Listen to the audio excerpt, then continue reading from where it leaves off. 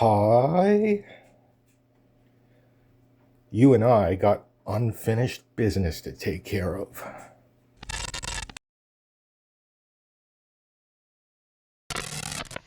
Okay, so I got the Model 70 back on the bench here. When we last saw this computer, I broke the floppy drive while I was trying to recap it. So in the meantime, one of the things I tried was I bought one of those conventional floppy connector adapters to PS2 adapters from Texelec, and I hooked up basically a regular floppy drive, and we'll see if we can get it to boot with that.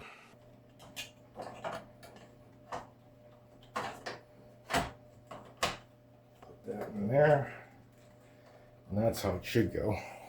Okay, so I imaged this disk with a copy of the ref disk. Let's see what happens.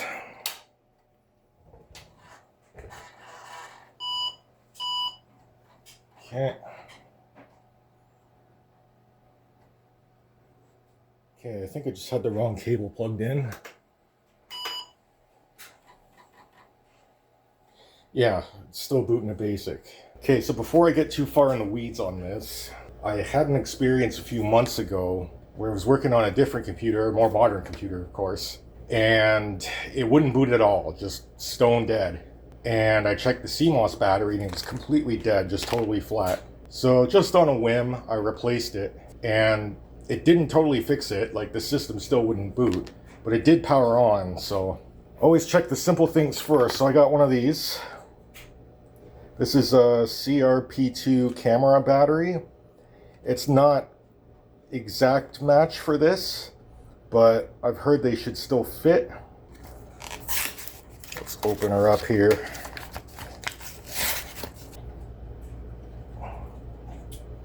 Don't tell me it's too big. Actually, where does that thing go? Why is that sticking out of there? So I didn't know this, but this thing actually comes out. And when I started to put the battery in, I noticed there's this little wire sticking out. And I was trying to find out where it goes. Alright, so after doing some research on this, there's actually nothing wrong with it. This little wire is supposed to be sticking out. Apparently this is your CMOS reset. You touch it to ground, and that resets the CMOS, I guess? I don't know. Everything about these computers is bizarre, so it doesn't surprise me. It's this little lever that you have to push out of the way to get it out. And it just slides in this channel here. I'm guessing that goes down through. That would make sense. And it goes like that. And the battery goes like that. Like that.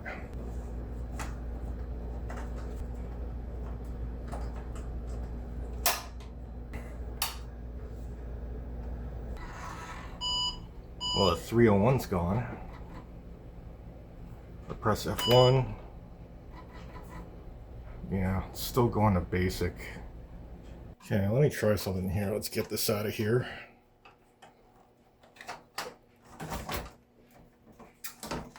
I want to try the adapter with a different drive, because who knows, maybe it is bad. Plug that in.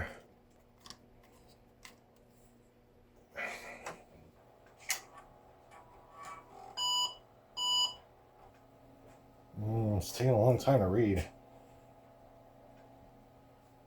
But like, it never did that before. It gave me the error screen. I don't know if it's the disk that's better. Well, I'll be damned. Don't tell me both drives were bad. That's crazy. That's just ridiculous. Computer had an error in the battery power configuration data, you think? Press enter to attempt to restore the configuration and continue using the computer. If the configuration cannot be restored or escape is pressed, additional information will be displayed and automatic configuration will run. Okay.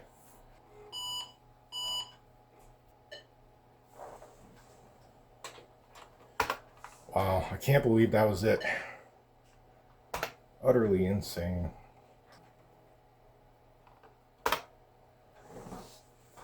Okay, reboot number 2.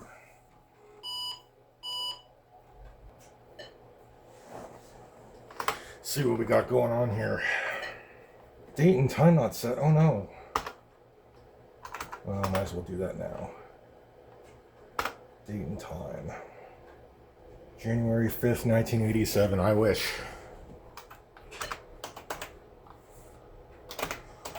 Oh no, Y2K compliance. Enter. Okay, so I got this big chalky thing with it. Model WD3160S. Let's get this big chonker in there. If I remember correctly, these are a big pain in the ass.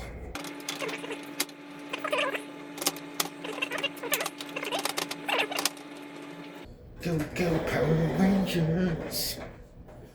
I don't know why I got that stuck in my head right now.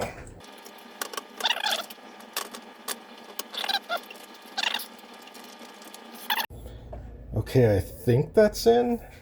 I guess it's in. You have to push these down at the same time to get it to slide forward, and then you gotta kind of walk it in. It's a real pain in the ass. And of course I wasn't recording. So I got that battery error thing again. Turns out, I thought I had this all the way in, but I didn't.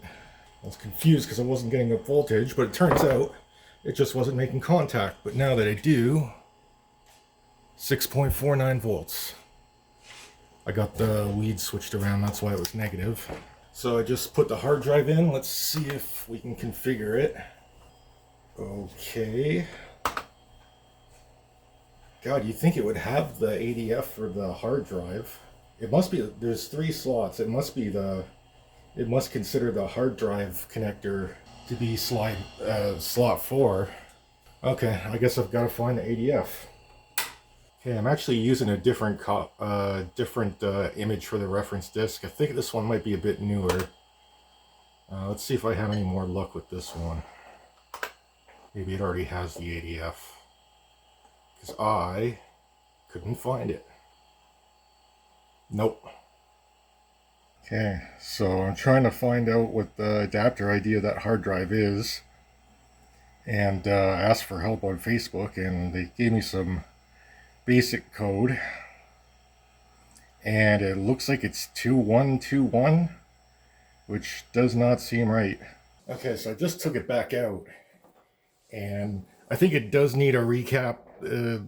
I can see a bit of corrosion on the board, mostly on the pins here, not around the caps, but I did notice though there's a lot of gunk on this edge connector. I don't think it's making good contact, so what I'm going to do first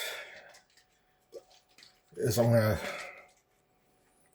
take some rubbing alcohol and clean that thing up. Hopefully. I don't have any deoxit, but hopefully this should do the trick.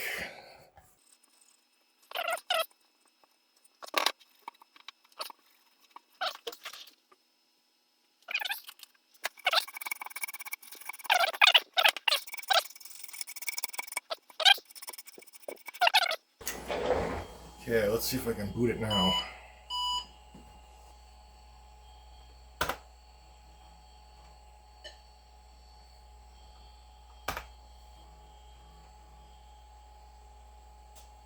Yo!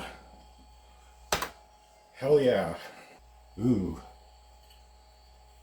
That's not great.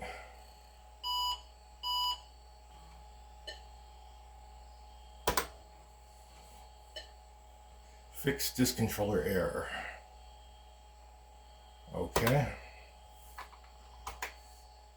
But I should be able to see it in the reference disk, right? Yeah, there we go. Integrated fixed disk. Let's test the computer.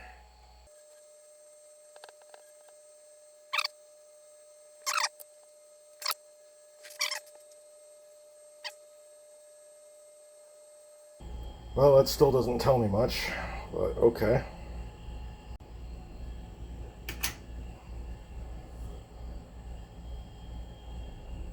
So it's nice to have a working floppy drive again, but it's not a PS2 floppy drive.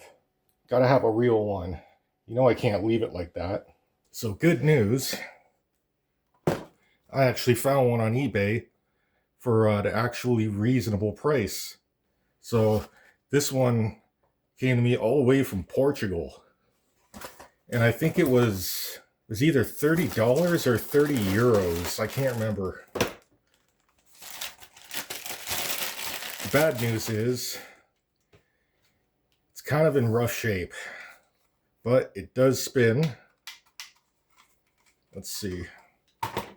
Yeah, it is 1.44 meg, or so it says. If I load a disk in it.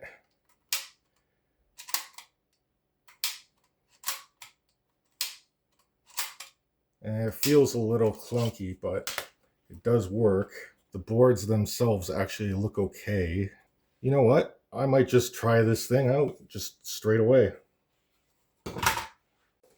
Okay.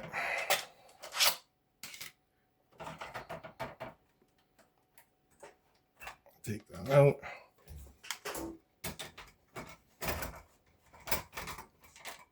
Come on. Why isn't that going in?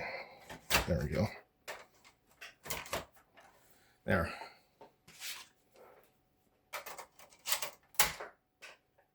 See what happens.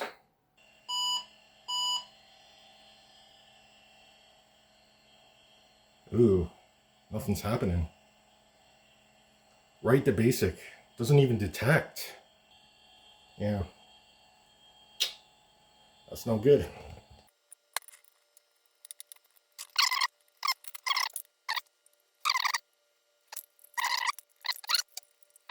Okay, try this again. Just like that. There we go. We got some labels here on the pins of the ribbon cable connector here, including a couple for one for 5 volts, one for 12 volts. So I think what I'm going to do first is probe those and see if at least this board is getting any power. And I'm getting 5 volts. Oh, this is 12 volts, that's why. And I'm getting 11.7. I can keep my probe on there, 11.83. And 5 volts. 5 volts. Yeah, that's good. So at least this board's getting power.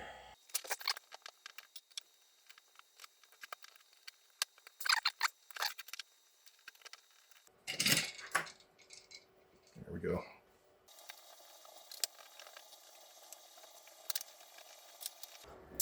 Still something holding this on. Oh, there it is. It's the ribbon cable. How does that come out? You just have to pull it out, but I don't want to pull it too hard. Hang on, I gotta figure this out. Oh, I pulled just a little bit, and the fragile thing just totally came apart. I think I just killed it. There's no fixing you! Well, I got it off, not that it matters now. Man, this thing just came apart so easy. Okay, well, nothing I can do now, so. Okay, let's take a look at this thing now.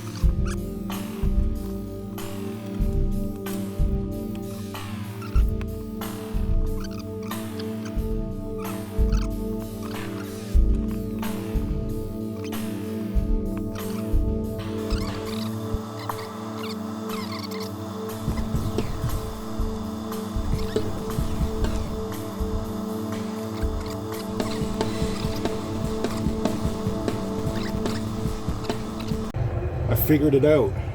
You had to push the eject button. See how it moves like that, and then you can pull it off.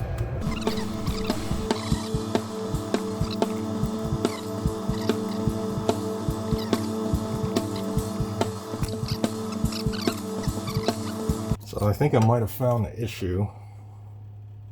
Wish I would have probed this board first, but I don't know if you can see it, but I got a ground right here, and I got 5 volts and 12 volts here. It's labeled on the PCB. So if I touch it to ground and I touch 5 volts, that looks good, but 12 volts, that's a dead short. So something shorted out on here. Maybe I gotta start taking off caps or something. And nothing looks bad on here. Well, okay, so I think I found a bad capacitor, but the only way to be sure is for me to get it out of there. And I don't have a desoldering gun, so what I'm going to do is put the PCB on a stand, and I'm going to flow the solder on one side, and I'm going to use a pair of pliers on the other side to gently pull on it until it comes out. And use a little bit of solder wick afterwards to clean up the pads. Got the cap out of there. And this is, I believe, 4.7 microfarad.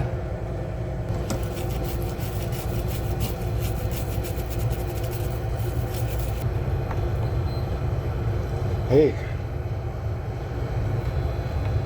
I think that was it. So that's ground. 12 volts is here. Yeah. No connection. Okay, so going through my parts bin, these are the only 4.7 microfarad electrolytics I have, and I think they're just a little bit too big, but it's what I got, so let's see if we can work with it. Okay, so I got the capacitor soldered in. Let's just make sure I still have no shorts. Looking pretty good, so we should be good.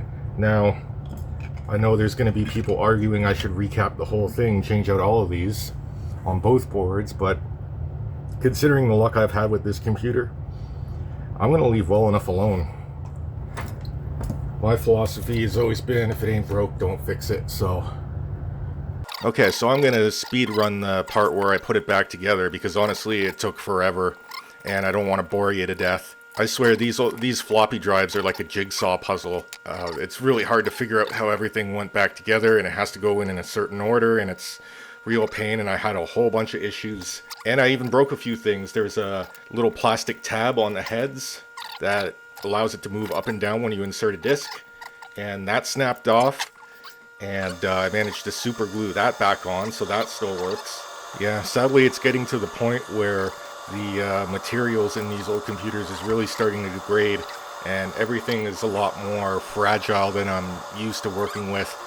And I know I have shaky hands, but I really do try to take care, and still I end up breaking stuff. And after that I had a problem with the ribbon cable, the flex cable that joins the two boards together. The contacts at the edge of the cable were starting to lift off of the plastic, and when you would plug it into the socket, the pins would kind of curl up and they wouldn't go in. So I ended up having to super glue those down, and that was kind of a pain too. It required a few tries because you don't want to get super glue on the connector and end up insulating it. So, but I ended up getting that too, and eventually I did get this thing together. So let's test it. Okay, moment of truth.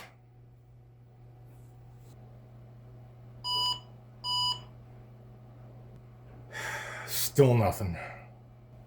Okay, so that should be 12 volts. 5 volts? That's 12 volts. Yeah, it's complaining about the drive. So I got power to here, to this board. So we have 5 volts on this board. Does it get through to this one?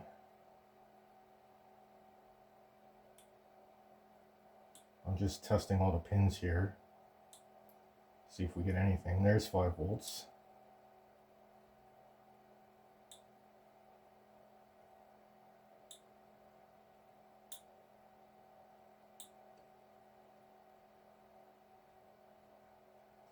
.61. So there is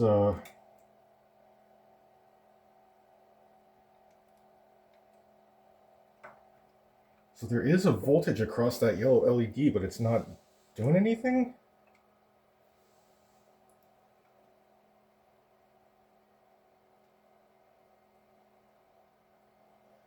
I don't get it. So I finally kind of gave in and recapped the whole thing, at least this board. I didn't have any electrolytics that were the right size, so I used ceramics. And all the ones that were 3.3 microfarad didn't have that value, so I just went up a step to 4.7. But otherwise, they're the same value. Ready, go. No magic smoke so far. Same error codes. And no signs of life from the drive whatsoever. At this point, I don't know what else to do. It's just dead. But it was then that I got an idea.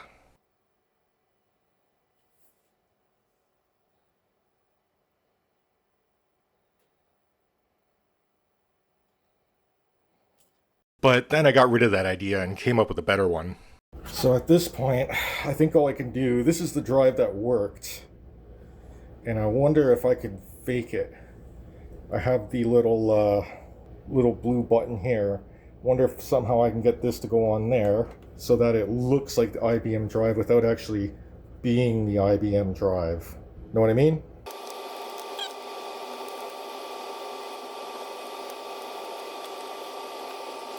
Now, how does this... Yeah, there's just a little tab here that I don't want to take the thing all the way apart. And it just wants to snap back on. There it goes. Come on. Come on.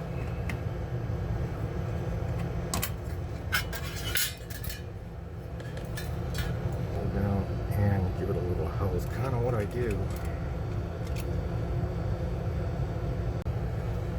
Okay, I got it off. Now I gotta find a way for this to go on. And it's gonna be a bit of a problem because this tab here is wider than the button itself. So yeah, I couldn't think of any better way to do this than to glue the tab onto the blue button from the PS2 drive. And the plastic of the button proved pretty hard to cut. You can see I'm trying to cut it with a box cutter there. It's not working out, so eventually I broke out the hacksaw and that got it cut. Yeah, I am not pushing on this hard at all. So I wanted to keep the little clip here because that's what goes over the tab. So now I have to, I might have to clean up this edge, but now I gotta join these together. So I used a sheet of 120 grit sandpaper to clean up the edge and make it nice and flat. Yeah, that seems nice and flat. Well, I wish I had some epoxy, but I don't, so super glue is gonna have to do. And I super glued the button to the face of the tab that I cleaned up. And the part's really small, so I couldn't find a really good way to get any clamping force on it. And I ended up just using the wood clamp I had to just hold the button up, at least so the plastics would stay flush with each other and it wouldn't slide off or anything. It's about the best I could do. I'm just using it to hold it up so at least the plastic will stay flush with each other.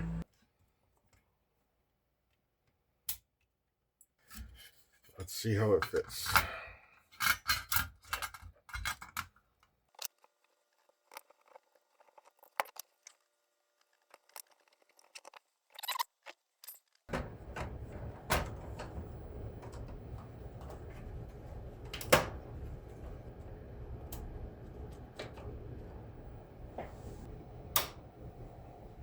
Okay, ref discs in the drive.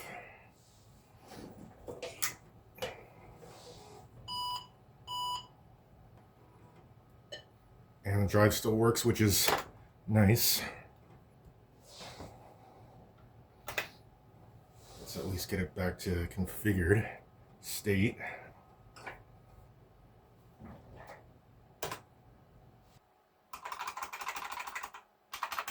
Yeah.